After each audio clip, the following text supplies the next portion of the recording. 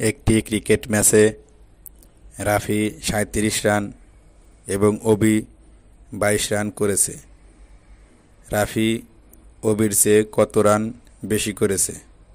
এটা বের করতে আমাদের রাফি রান থেকে অবির রান বাদ দিতে হবে, অর্থাৎ বিয়োগ করতে হবে। দেখো, এই ৩৭ থেকে ২২ বাদ দিতে হবে। ৭ থেকে ২ বাদ দিলে কত হয়? ২, ৩, ৪, ৫, ৬, ৭, ৫। আর ৩ থেকে ২ বাদ দিলে কত হয়? ১, অর্থাৎ ১৫ রান বেশি করেছে।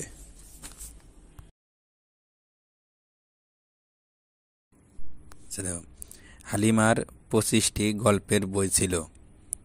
সে মেলা থেকে আরও ১২টি বই কিনল। এখন তার কতগুলো বই হলো?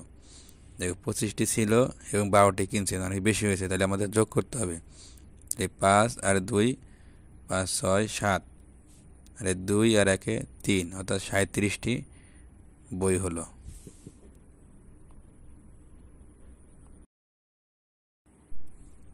একটি ক্রিকেট ম্যাচে রাফিদের দল ৪৫ রান করলো এবং শামিদের দল ৩৩ রান করলো।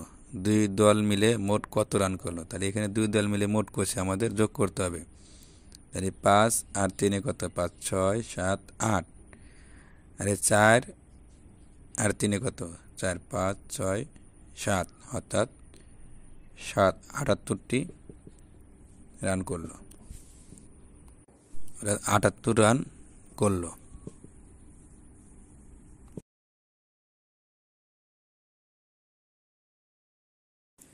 একটি বিদ্যালয়ের প্রথম শ্রেণীতে ৩৬ জন ছাত্র ও ৪৩ জন ছাত্রী আছে। তাহলে ওই বিদ্যালয়ে প্রথম শ্রেণীতে মোট কতজন ছাত্রছাত্রী আছে? তাহলে মোট বলছে এখানে, তাহলে আমরা এখানে যোগ করব।